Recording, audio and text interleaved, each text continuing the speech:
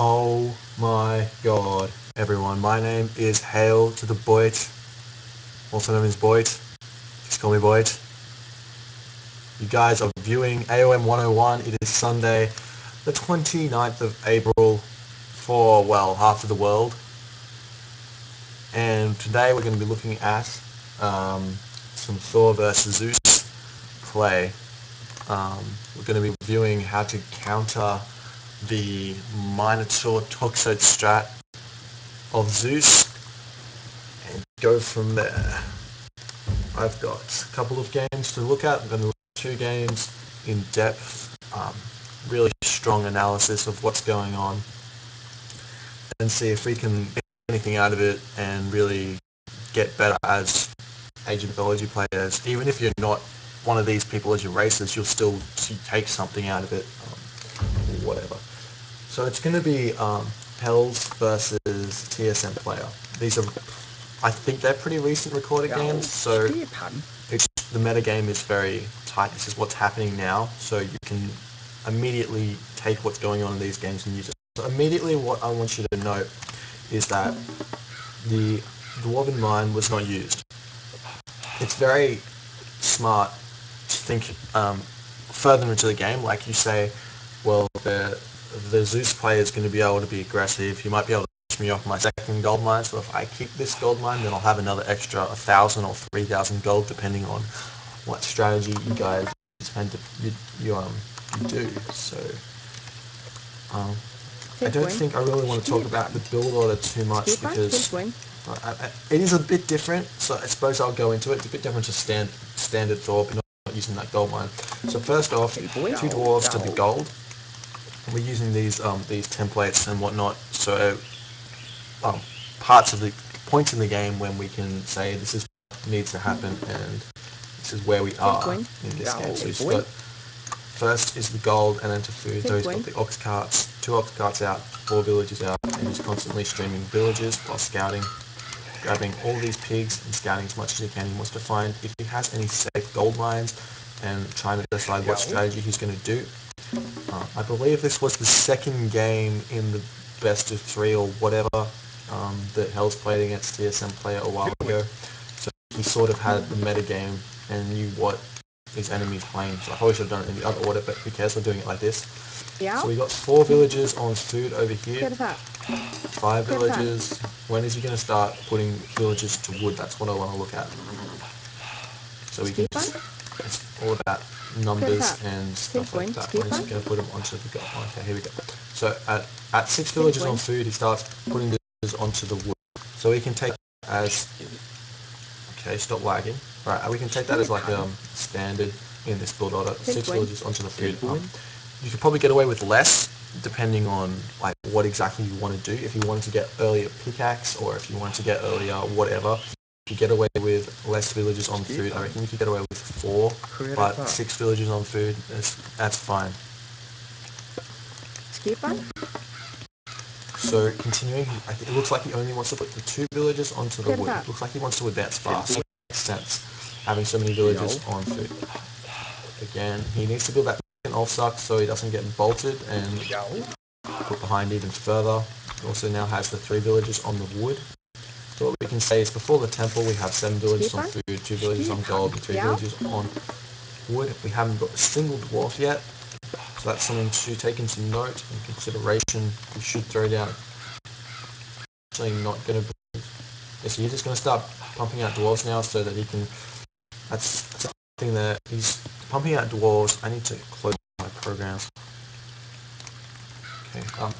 He's pumping out dwarves now so he can have that extra food in order to advance. He wants to advance relatively fast, like he wants to be in the classical age about 4:45 or 3:30. So we'll see exactly how he manages to get there. So I think he's just going to be pumping dwarves onto the gold until he gets that resources. I don't think he grabbed pickaxe. Check that. No, he has not grabbed pickaxe. He has 5 villages there, 3 villages here, and 7 villages here. Finally, 2 more going to, I reckon 2 more dwarves, and then he will get away with only 1. We'll see exactly if he decides to cancel that one or not. looks like he's gonna. No, he's going through. I don't think he'll go through. He's going to go through Forcetti. There we go. He's going to go through Forcetti. I have watched this report again, so we're making sure it's not the wrong one there. So Forcetti's pumping out now.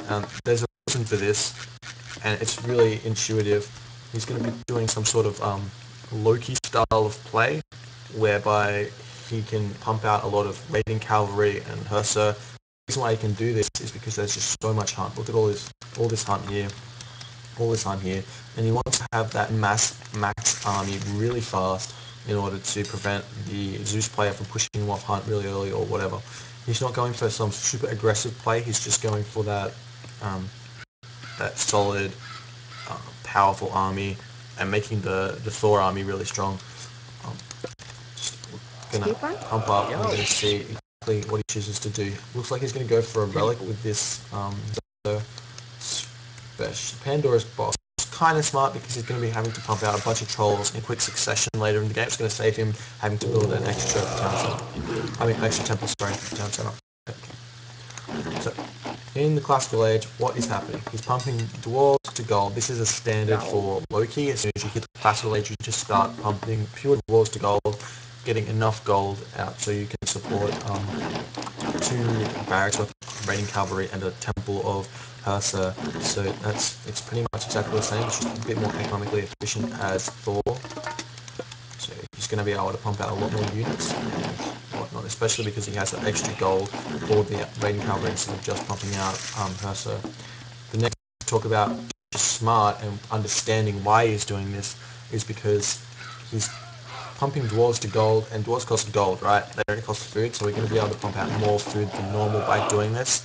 So it's on top of the massive hunt, we're also abusing the fact that we have the ability to produce dwarves non-stop. So he's going to be auto-queuing out Hursa and raiding cavalry. And now he's going to throw down dwarven armor. Now this is really smart. He doesn't know what army composition his opponent has, but metagaming a little bit. That metagaming is taking information from outside, using it to your advantage inside the game. Just metagaming a little bit. Going to be building this dwarven armory. Going to be probably going to get cropper shields. He's going to have the gold and the wood to do so, and his opponent's only going to be massing a lot of toxotes. If we can see what's actually happening, he's got that one archery range up, and he's going to be pumping out the toxotes. And Hells will see that when he raids here. He'll see that and run through and go, okay, that's what he's doing. He's got 3 villages on the temple, so he's going to be getting a lot of favor, pumping out a lot of Minotaur. And he'll go from there. So now, look at this, 10 villages, 10 dwarves to gold, and now he's pumping out gatherers. Very intuitive. It's a nice round number, so it's easier to remember, and that's really 10 is that magic number of dwarves that we need. I'm really interested to see if Hells actually decides to get copper shields. I think it'll be an extremely powerful upgrade, especially because it's only 100 wood and 100 gold, and he actually has it quite nicely here. At the moment, it's just a little bit of a boom beforehand, trying to put some damage on, trying to get that favor in order to get the upgrade for the Hursa. It looks like he hasn't got yet, but he can afford it now, so he will be trying to pump it out and research it or whatever.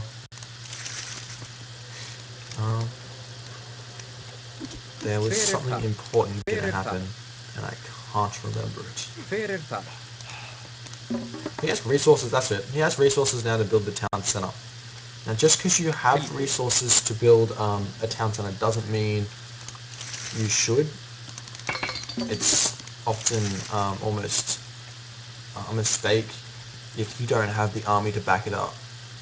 At 65 supply, you don't have the army to back it up against a Zeus player, so you shouldn't. You can only really build that town center if you really feel safe and whatnot. So always be thinking about, can I get away with this? Can I use these resources somewhere elsewhere than the army? Can I get away with buying this upgrade? Can I get away with producing no more units or whatever? It's always important to be thinking about that sort of thing. Has he? It's a little bit of a late Hall of Thane's upgrade. He's not going to really... He realizes his opponent is backing off. He doesn't have to get that immediately. He's not going to be getting it specifically for the speed. He's getting it for the extra HP because he needs to tank the damage from enemy Toxotos.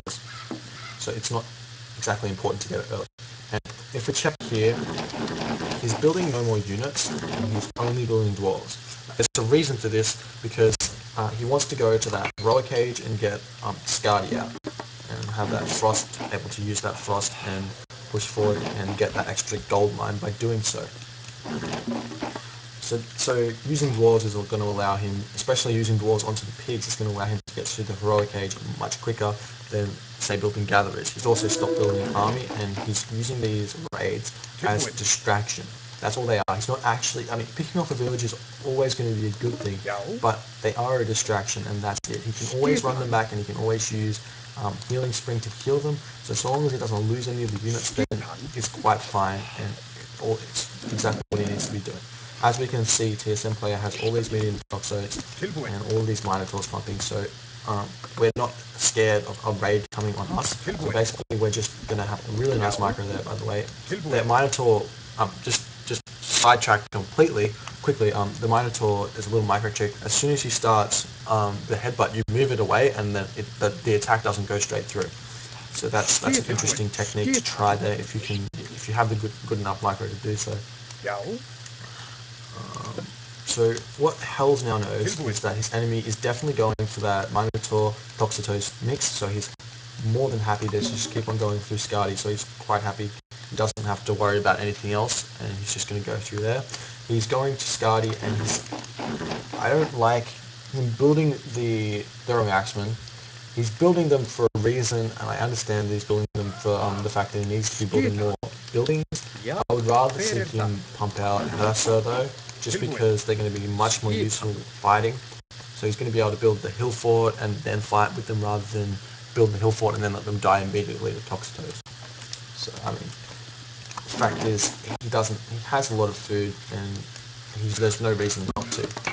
And at this point, he has seen the enemy army, so he should be thinking about getting, at least thinking about getting Copper Shield. I know he needs the wood for the hill fort, but I believe that he will have enough for that extra, what is it, extra 100 wood to get the Copper Shield out. So I think it will be smart to get that upgrade. Okay, so there's the Hall of Thanes. So that's extremely crisp timing there. Extremely crisp, because he's moving out to the second gold mine right now, and Hall of Thanes just finishes, so if the attack came right now, he'd be able to defend it quite easily with that extra HP on the raiding cavalry. To match that up, he's also 90%, it's not exactly as crisp, but that's okay. He's 90%, 95% Skadi by the time he gets to this gold mine, so he can always use Frost, and he can always then throw up the hill fort immediately, which he's going to do right now. And look, he does have the wood and gold to get that upgrade for the Pierce, so there's no reason for him not to do it. He's not spending it elsewhere, so he really should think about it. Here's the army of the Zeus player. Now at the moment, this army for the Zeus player is nowhere near as strong as our Thor player, simply because the counter army is so great. Bolt will be used on the Frost Giant. It's unfortunate, but that's what has to happen. There's no way that we can stop it. TSM player is splitting up his army, and as a Zeus player versus a fast mobile Thor player, it's never a good idea to split up your army, which is a mistake on his part, but he might pick off one dwarf, or not even. He'll pick off one dwarf here while losing a bunch of military, which isn't a good thing. So this hill fort will go up, and then he'll be safe here, and TSM player will have to retreat. It's going to be important to note how Hells uses his advantage right now, because he does have an advantage. As soon as this fight's over, as soon as he wins this fight, he will have a massive advantage. Also like to see that dwarf mine being thrown down now, but that's okay. Again, if he had Copper Shields, not only would this fight be completely one-sided, he would also have more units remaining at the end of it.